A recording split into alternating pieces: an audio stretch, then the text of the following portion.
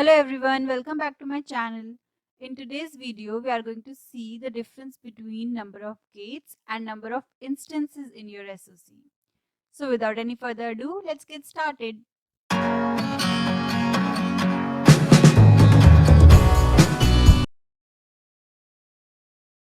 So what is this gate count and how is this calculated? So the gate count is calculated as total area divided by the area of two input NAND gate. Now this area could be anything. If you want to calculate the gate count of any module, then this area will be total area of that particular module divided by the area of two input NAND gate.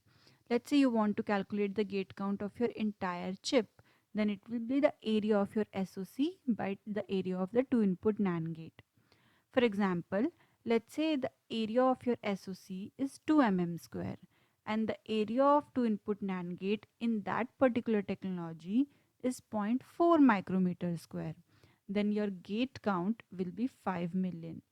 Just remember that this area of two input NAND gate will vary across technologies. Now, what is instance count? Instance count is basically the total number of standard cells in your design. Let's understand this with an example. So let's say you have three different types of chairs, type A, type B and type C. So how many unique type of chairs do we have? We have three different unique types of chairs. Now let's say you have two chairs of type A, five chairs of type B and three chairs of type C. So what does this mean? It means that you have two instances of type A chair, five instances of type B chair and three instances of type C chair. So the total number of instances of chairs are 10. Now let's use the same concept in your SOC. Let's say in your design you have five different types of logic. So it means you have five unique cell types in your design. Let's say you have AND gate, OR gate, D flip-flop with drive strength 20, MUX with drive strength 30 and a buffer and so on. And you have 10 AND gates in your design. You have 5 OR gates with drive strength 40 in your design. You have 4 flip-flops of drive strength 20 in your design. So it means you have 4 instances of D flip-flop. You have one instance of MUX with drive strength 30. So even though you have 5 unique cell types, the instance count will be the addition of total number of cells in your design.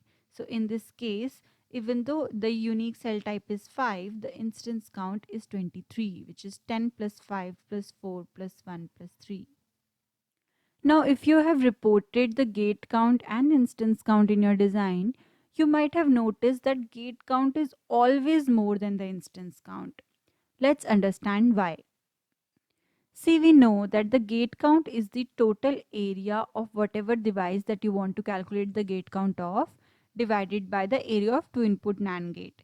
So in this case, when you want to calculate the gate count of an inverter, we know that the area of an inverter is less than the area of two input NAND gate.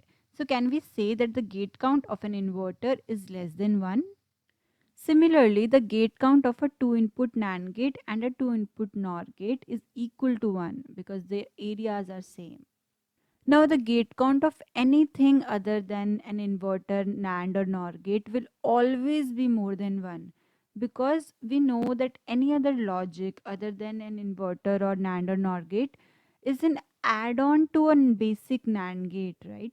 For example, let's say just simple AND gate. AND gate is a NAND gate plus an inverter. So every other logic which is not an inverter or a two input NAND or NOR gate will have gate count more than 1. So now you know, right, why gate count is always more than the instance count? Because let's consider this macro. This macro will be counted as one instance in your design, but we know that its gate count will be much more higher, even for these devices as well. So if we add everything up cumulatively, the gate count will always come up much more than the instance count. So what is the benefit of dealing in gate count? Dealing in instance count is much more easier, right? That number is less also. Then why do we unnecessarily complicate things and report gate count? See, the benefit of gate count comes when we want to compare the design across different technologies. Gate count is portable across different size geometries, but instance count is not. Let's understand how. Let's say your SOC area in 28 nanometer is 2 mm square and it is 1.4 mm square in 16 nanometer. Now you cannot compare the area across different technologies like that. You cannot just say that the since the area is more, then more number of logic is used in this case. Because we know that the size of the logic is different across different technologies.